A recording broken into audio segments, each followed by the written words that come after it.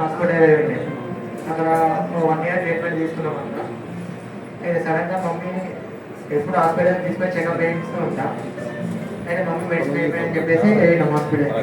అక్కడ doctor checkup చేసి చూసిండు, ఇట్లా ప్రాబ్లం ఉంది, హార్ట్లో వాల్ లీక్ అవుతుంది, దీనికి ఆపరేషన్ అవసరం పడుతుంది అని చెప్పేసి అన్నాడు.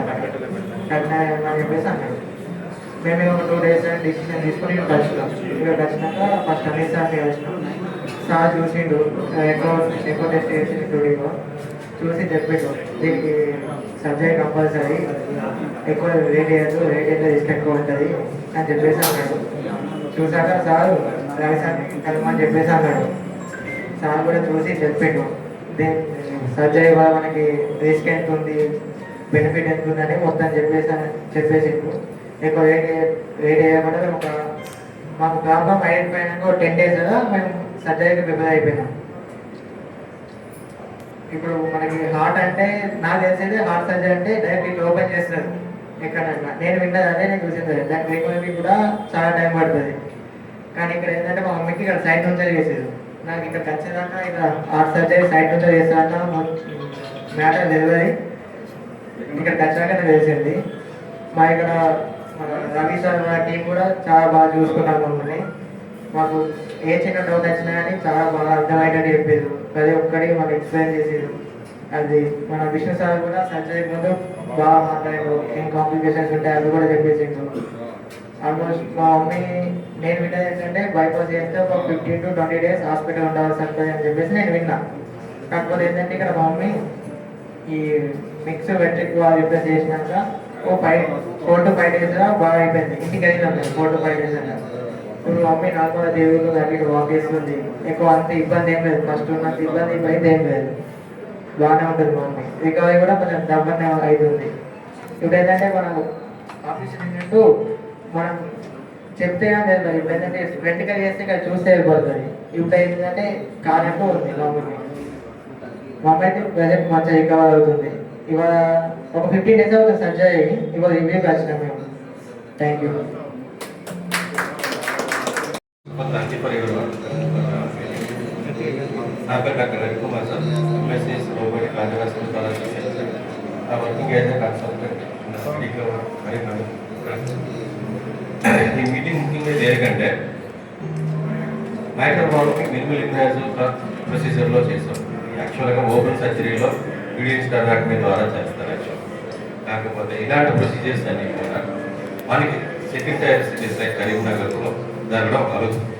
ఇలాంటి ప్రొసీజర్ చేసే సర్జన్స్ అయినా టెక్నాలజీ అయినా మనకి అవైలబిలిటీగా ఉండేది మెట్రోపాలిటన్ సిటీస్లోనూ, హైదరాబాద్ లాంటి ముంబై లాంటి ఢిల్లీ లాంటి సిటీస్లోనే అవైలబుల్గా ఉంటాయి.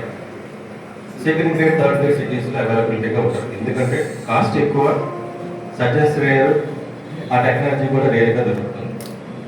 మన కరీంనగర్లో మెడికవర్లో ఫస్ట్ టైంగా మినిమల్ ఇన్వాజివ్ ద్వారా అంటే చిన్న త్వరకాటిని చేసి స్మాల్ 4 to 6 centimeters ఓపెనింగ్ చేసి మైక్రోవాల్ మొత్తాన్ని రీప్లేస్ చేసాం. అది అంటే కన్వెన్షన్కి ఈ మినిమం ఇన్వాజివ్ సర్జరీకి డిఫరెన్స్ ఏంటంటే కన్వెన్షనల్ ప్రొసీజర్లో బ్రెస్ట్ బోన్ అంటాం. బ్రెస్ట్ బోన్ అంటే ఈ మీడియంగా కట్ చేసి హార్ట్ మొత్తం ఓపెన్ చేసి చేస్తాం. ఈ మినిమం ప్రొసీజర్లో సైడ్ త్వరకాటిని ద్వారా సేమ్ ఎఫెక్టివ్తో 100% రేట్తో లెఫ్ట్ సైడ్ చేస్తాం. దీనివల్ల ఉపయోగం ఏంటి సార్ అంటే ఇన్సెషన్ చిన్నగా ఉంటుంది, వూండ్ చిన్నగా ఉంటుంది, బ్లడ్ లాస్ తక్కువగా ఉంటుంది, వూండ్ ఇన్ఫెక్షన్ తక్కువగా ఉంటుంది, ఎర్లీగా మొబిలైజ్ చేయొచ్చు, ఐసీయూ స్టే తక్కువగా ఉంటుంది. వాళ్ళు తొందరగా వెళ్తారు, అది బెనిఫిట్. ఇప్పుడు చేసిన 2-3 రోజుల్లోనే డిశ్చార్జ్ అయిపోతారు. 4 to 5 ఇంట్లో 4 to 5 days ఇంట్లో రెస్ట్ తీసుకొని 2 weeksలో కల్లా వాళ్ళు జాబ్ చేసుకోవచ్చు. ఎందుకు సార్ ఇంత బెనిఫిట్ అంటే కన్వెన్షన్లో బ్రెస్ట్ బోన్ కట్ చేస్తాం, బోన్ ఎప్పుడైతే కట్ చేస్తామో అది హీల్ అవ్వడానికి 6 to 8 weeks కావాలి. కానీ ఈ మినిమల్ ఇన్వాజివ్లో బోన్ కట్ చేయడం అంటూ ఉండదు.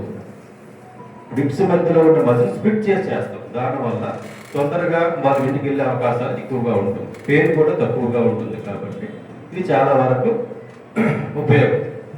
అదే కాదు, కాస్మెటిక్ పర్పస్ కూడా చాలా మంది చూడండి, యంగ్ ఏజ్ వాళ్ళ ఆడపిల్లలకైనా అబ్బాయిలకైనా సర్జరీ చేసేటప్పుడు మధ్యలో స్కార్ ఉంటే కొద్దిగా గిల్టీగా ఫీల్ అవుతారు. దాన్ని మనం ఏం చేస్తామంటే లెఫ్ట్ సైడే చేస్తాం.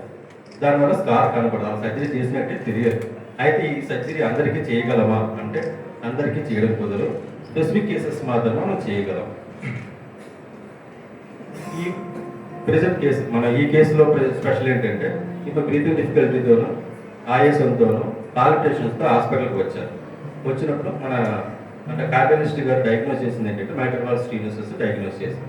వాళ్ళని అడిగాం, మీరు కన్వెన్షన్లో చేసుకుంటారా లేదా మినిమిజాల్ చేసుకుంటారా అంటే మాకు మినిమిజాల్ కావాలన్నా మినిమిజాల్ ద్వారా చేసాం.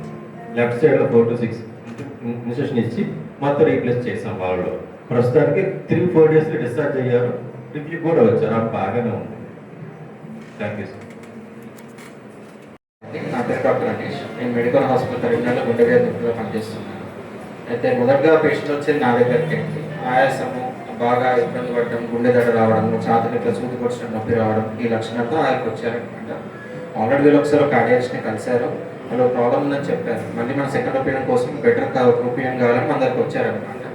సో మెయిన్ ఉన్న సమస్య ఏంటి అంటే గుండె లోపల మనకి ఎలా అయితే ఇళ్ళలో గదులు ఎట్లా ఉంటాయో గుండెలో కూడా 4 గదులు ఉంటాయి. ఎడం పక్కకు 2, కుడి పక్కకు 2.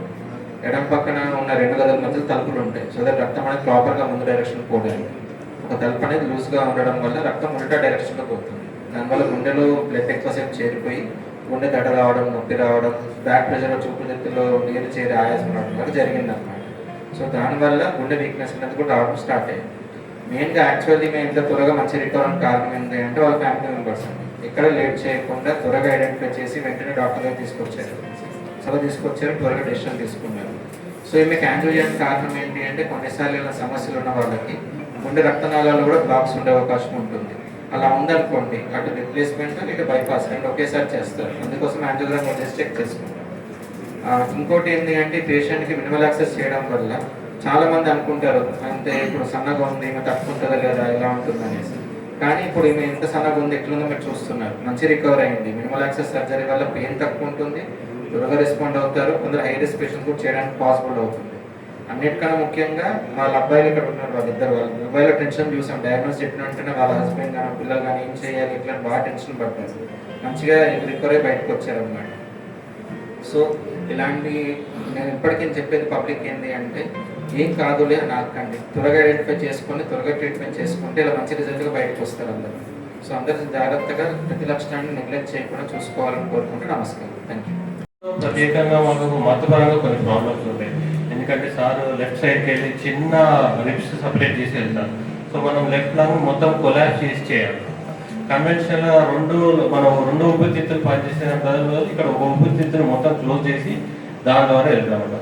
దాని ద్వారా కొన్ని కాంప్లికేషన్స్ ఉంటాయి. మనం అవన్నీ అధిగమించాము, మనం సక్సెస్ఫుల్గా చేసామండి. మంచి టీం వర్క్తోని మా సార్ అని మా బ్రాంచ్ హెడ్ గారు వీళ్ళందరూ సపోర్ట్తోని ముందుకు వెళ్ళామండి. ధన్యవాదాలు.